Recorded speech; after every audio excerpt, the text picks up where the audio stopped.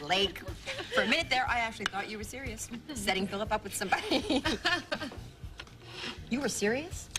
Harley, why do you think Phillip is making your life so miserable? Because he's Phillip. No, because he's Phillip. And he has nobody else's life to make miserable.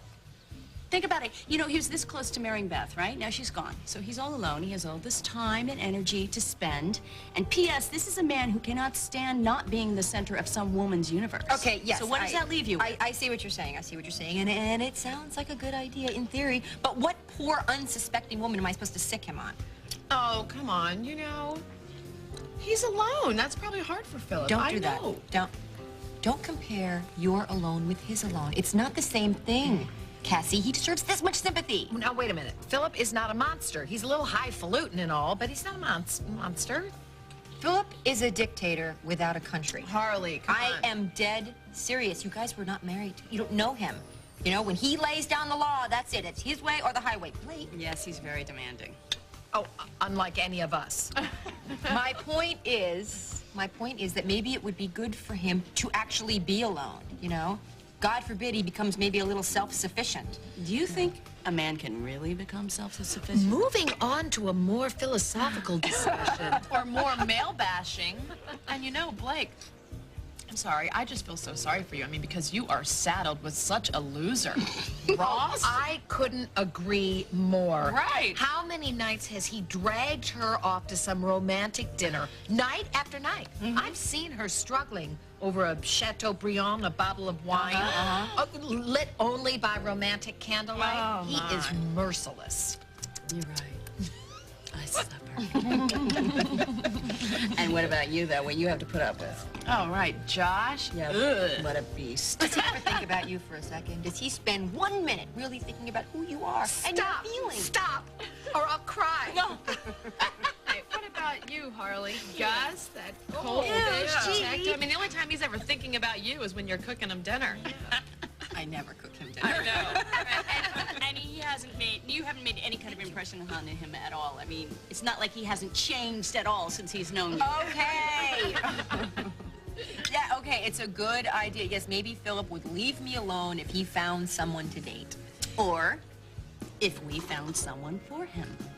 Don't have anything to lose. Except Phillip breathing down your neck. Fine. Fine, fine, fine. We will set Phillip up with somebody. Now, who are we supposed to do that to?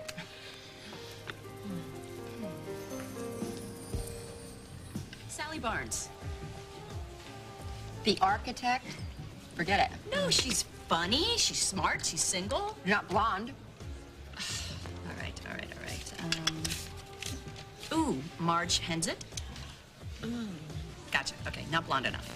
Well, who do we know that's blonde? I'm not available.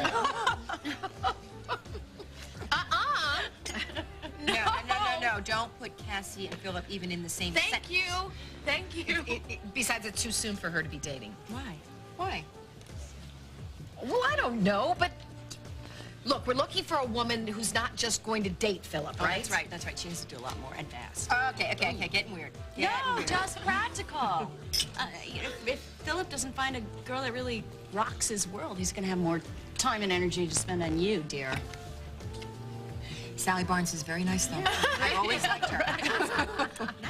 So we're looking for someone who's funny, smart, a real world rocker. And who's available right now. Yes. Olivia. What? Olivia. We'll ask her if she has any single friends. Oh. For a minute there, I thought you were talking about Olivia being available. Oh, Yeah. please. She just married Alan. That's enough scalding for any person, let alone adding Phillip into the mix. Although, you know, she and Phillip do live in the same house. It sure be easy enough for her to start up with him. Just a thought. I'm going to call her over here. Blake, I don't even know whether Olivia has any friends. Olivia!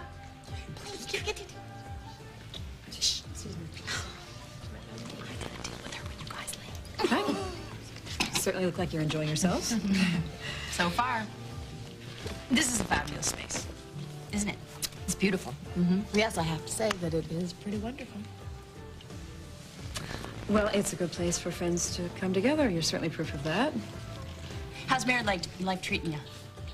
It's very well, thank you. It's not what you thought it would be, huh? No, it's better. It's better, actually. I never thought that Alan could be so, easy. Spalding? I mean, you're talking about Alan Spalding? He's been very sweet, very considerate, and then actually a lot of fun. And it just made me realize something. What? Just that that's how a husband should be. Well, it's nice to know you finally found one that suits you. So how's Phillip? Is he seeing anyone right now? Not that I know of. Why? Well, we're just trying to figure out the rest of his life for him. Actually, we were just thinking that if he met someone, That he would leave me alone. Yeah, so we're looking for someone who would really rock his world. You know anybody that would do that trick? No offense, but it sounds to me like you plan to ambush Phillip, not just find him a date. Oh, we're not only thinking of Harley here. We're not? No, we're not. We're thinking of Phillip. I think it would be good for him to find someone new. he's probably pretty lonely, too. And we just don't know whether he's even interested in dating. Do you know whether or not he's still obsessed with Beth? I honestly don't know. I don't know. You know what? He probably is ready to move on. I don't know anybody offhand, but if I think of someone, I'll let you know. He should find someone and settle down and have more babies, maybe. I don't know. I want him to be as happy as Alan and I are. It's really working out then, isn't it? Alan's the one for me. I know that. But it's gonna take work to stay close. I mean, all marriages take work, right? Thanks. You think? There's just so much to consider. I mean, I'm like you.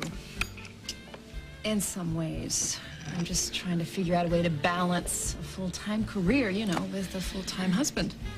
And you don't have any children. No. Talk about balance. Oh, is it really that much harder, though? I mean, to be a mother on top of everything else? Try having twins. For me, Double it the was- diapers, double the headaches. Right. For me, it was getting the kids to sleep through the night. That was so hard. And waking up the next day and being such a zombie, it was tough. I have 2 words that get me through it. Reliable babysitter. Yeah. I have 2 more. Involved husband. Aren't they the same thing?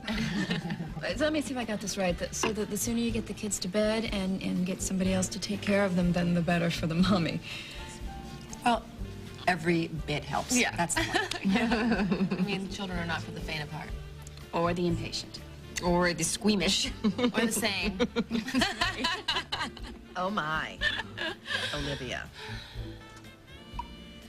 Alan wants you to have a baby, doesn't he? That's why you're asking all these questions. Has Alan given me an order to procreate? No, hardly. But he does want you to get pregnant. Am I right? We both want to have a child. That'd really seal the deal for you, wouldn't it? Not necessarily.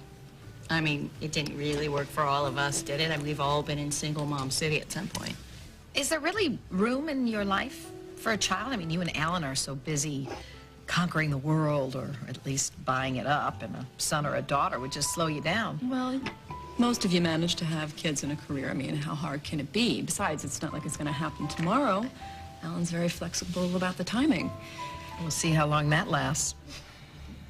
You know, my marriage means everything to me. It's not just another business project. And if having a baby will make my marriage deeper and stronger, then I'm all for it. And just what the world needs. More Spaldings. See, I don't know what that means, because Zach is a Spalding. You're not sorry he came along, are you? Okay, it's holiday cheer Try time. not to think about it. I'm just wondering whether or not you could be present enough to raise a child. Present. You know, you're not really one to lecture on being present. You were gone half the time your kids were growing up. That's exactly why I know what I'm talking about. I need to, get to the station. But it's been fun. I'll walk you out. Okay, Bye. great. Have a Bye-bye, good show. guys. Thanks. You okay? You won. Oh, you know, it's going to take more than Olivia to spoil my day. Yeah.